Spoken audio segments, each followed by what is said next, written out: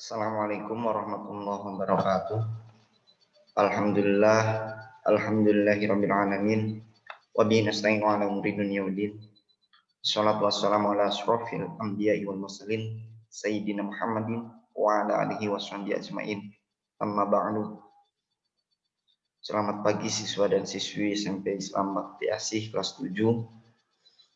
Puji syukur marilah kita panjatkan kehadirat Allah Subhanahu wa taala. Shalawat dan salam semoga tetap tercurah kepada junjungan kita Habibana wa Nabiyana Muhammad sallallahu alaihi wasallam. Apa kabar kalian hari ini? Semoga ada dalam kesehatan, ada dalam keberkahan dan lindungan Allah Subhanahu wa taala. Amin ya Allah ya rabbal alamin. Alhamdulillah di siang hari ini kita dipertemukan dengan pembelajaran online-nya masih online dengan pembelajaran fikih kelas 7.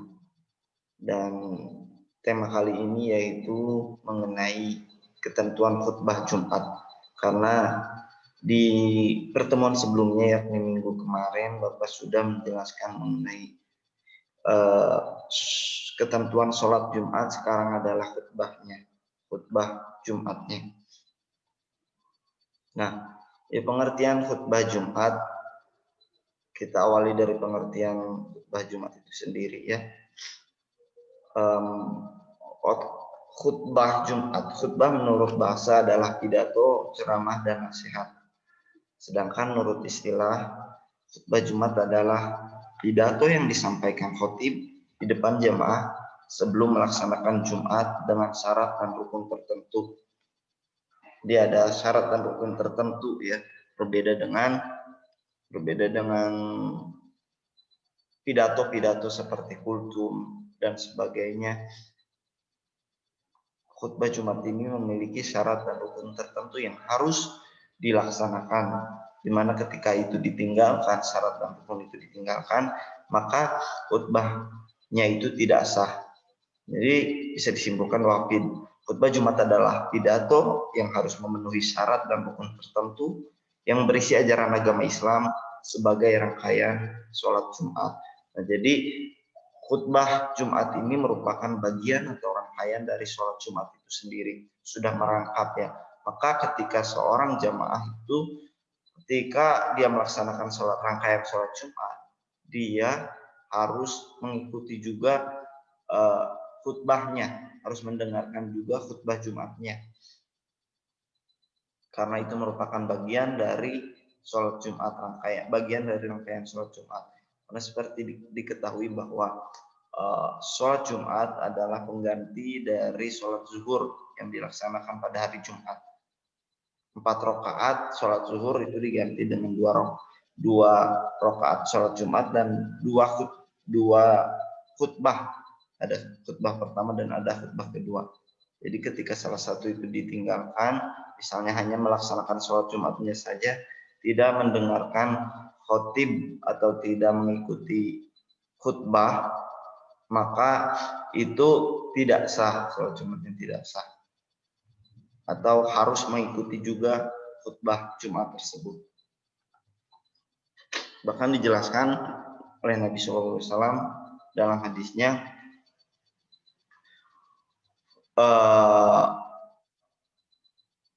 faida soibu khotiba ala mimbar fala yatakalam pemain yatakalam faqad lago wa man lago fala jum'atalak. Maka ketika seseorang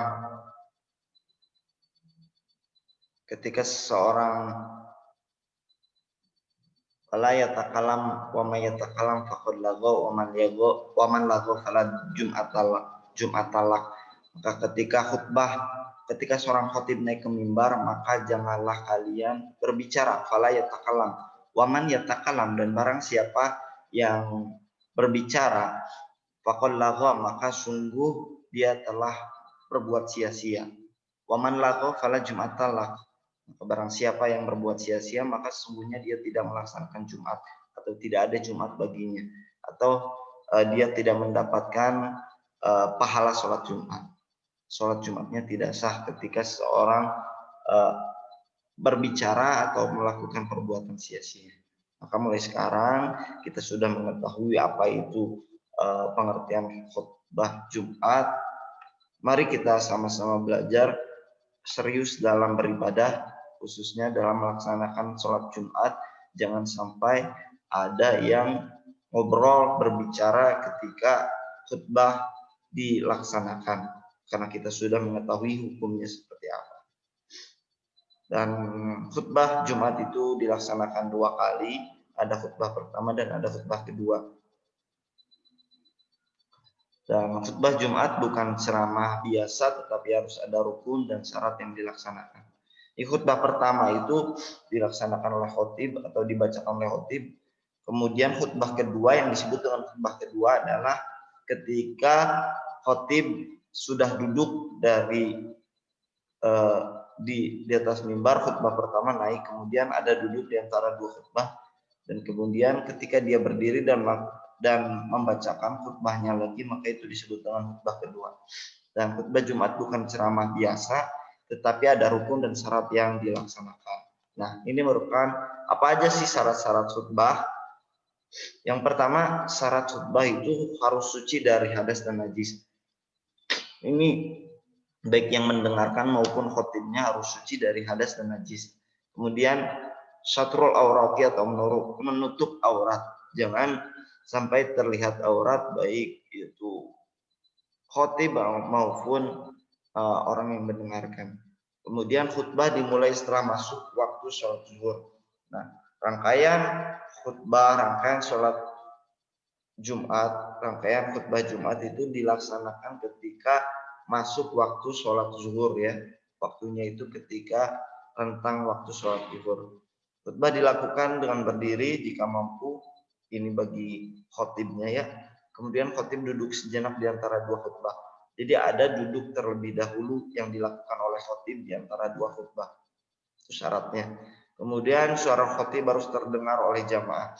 Oleh jamaah yang ada di lingkungan tersebut, yang ada di masjid tersebut, suara khotib harus terdengar. Kemudian kita ke rukun khutbah Jumat. Yang pertama adalah mengucapkan hamdalah atau puji-pujian kepada Allah. Hamdalah itu pujian ya, alhamdu. Segala puji lillah, bagi Allah Subhanahu wa taala. Jadi minimal harus ada hamdunya, minimal harus ada pujian kepada Allah Subhanahu wa taala. Contohnya seperti ini, innal hamdalillah nahmaduhu wa nasta'inuhu wa nastaghfiruh wa na'udzubillahi min syururi anfusina wa min sayyiati a'malina may yahdihillahu fala mudhillalah wa may yudhlil fala hadiyalah. Nah, itu tadi rukun yang pertama, yakni mengucapkan hamdalah atau pujian kepada Allah Subhanahu wa taala. Yang kedua, membaca 2 kalimat syahadat pada khutbah pertama dan kedua.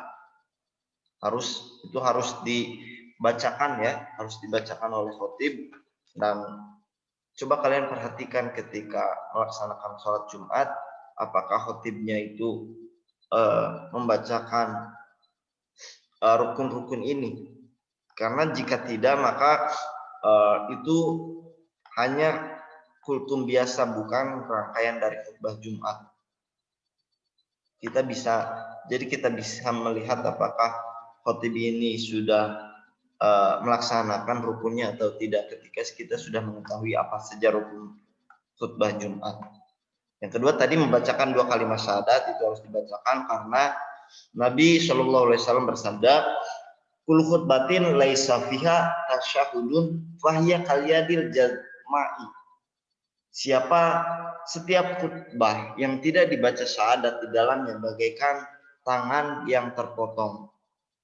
Ada tangan yang terpotong ketika khutbah didirikan tetapi tidak dibacakan 2 kalimat syahadat. Diibaratkan seperti itu. Diibaratkan tidak memiliki tangan. Kemudian yang ketiga membaca sholawat kepada Nabi, minimal Allahumma sholli ala sayyidina Muhammad wa ala ali sayyidina Muhammad, seperti itu. Kemudian berwasiat takwa. Nah, ini yang membedakan dari khutbah-khutbah yang lainnya atau yang membedakan dari pidato yang lainnya. Harus ada wasiat takwa. Jadi wasiat takwa itu wasiat yang disampaikan oleh khotib kepada para mustami, para jamaah untuk meningkatkan ketakwaan. Lafadznya misalnya ittaqullah ya ya ayyuhalladzina amanu taqullaha haqqa tuqatih wa la tamutunna illa wa antum muslimun. Bertakwalah kalian kepada Allah Subhanahu wa taala sebenar-benarnya takwa dan janganlah kamu meninggal kecuali dalam keadaan Islam. Nah, itu wasiat takwa yang harus dibacakan, yang harus diucapkan, yang harus disampaikan oleh khotib kepada jamaah. Itu harus ada. Yang kelima adalah membaca ayat Al-Quran. Setelah wasiat takwa, membaca ayat Al-Quran. Membaca ayat Al-Quran pada salah satu dari dua khutbah. Entah itu khutbah pertama atau khutbah kedua. Apa saja ayat Al-Quran, minimal harus ada ayat Al-Quran yang dibacakan. Kemudian yang keenam, berdoa untuk umat muslim dan muslimat pada khutbah kedua. Nah, jadi di khutbah kedua ada doa yang dibacakan oleh khotib. Ini khusus ketika khutbah kedua. Jadi ketika khutbah pertama itu rukun khutbah ada 5, sedangkan di khutbah kedua setelah duduk khotibnya kemudian berdiri lagi membacakan khutbah yang kedua, yaitu rukun khutbahnya ada 6. Doanya seperti doanya Allahumma gfir, seperti Allahumma gfir lil muslimin wal muslimat wal mu'minin wal mu'minat al ahya'i minhum wal amwat dan seterusnya. Nah, itu doa yang dibacakan khotib ketika dia membacakan khutbah yang kedua, harus ada doa yang dibacakan untuk muslimin dan muslimat. Kemudian syarat khotib Jumat. Nah, ini syarat-syarat menjadi khotib. Yang pertama, laki-laki dan sudah balik dan berakal sehat, suci dari hadas dan najis, mampu dan dipercayai untuk memberikan khutbah oleh para jemaahnya. Jadi sudah dipercaya bahwa dia memang layak untuk memberikan ceramah khutbah. Kemudian fasih mengucapkan Al-Quran dan hadis. Jadi harus orang yang fasih, sudah terbiasa membaca Al-Quran dan hadis, sudah lancar membaca Al-Quran dan hadis. Kemudian mengetahui syarat rukun khutbah dan sunnah khutbah. Jadi harus orang yang mengetahui syarat dan rukun khutbah. Karena jika khotibnya adalah tidak mengetahui syarat dan rukun khutbah, maka ditakutkannya ada rukun-rukun atau syarat yang ditinggalkan oleh khotib tersebut jika khotib itu tidak mengetahuinya. Kemudian berpenampilan baik, rapi, dan sopan. Itu syarat khotib selanjutnya. Kemudian hal-hal yang batalkan sholat Jumat. Yang pertama, bercakap-cakap antara sesama jemaah, itu jelas dilarang. Kemudian yang kedua, mengingatkan atau mengatur jemaah lain yang sedang bercakap-cakap. Jadi bahkan ketika mengingatkan jamaah lain untuk tidak ramai, tidak berbicara pun itu tidak boleh, ya, itu membatalkan sholat Jumat. Karena kata Nabi, wa may yatakalam faqad lagha wa man lagha fala jum'atallah. Siapa orang yang berbicara maka dia sudah berbuat sia-sia, dan orang yang sia-sia itu sama saja dengan tidak melaksanakan sholat Jumat. Oke, mungkin cukup sekian untuk pertemuan kali ini tentang ketentuan dari khutbah Jumat. Terima kasih. Kurang lebihnya mohon maaf. Semoga ada manfaatnya. Wallahul muwaffiq ila aqwamit thoriq. Wassalamualaikum warahmatullahi wabarakatuh.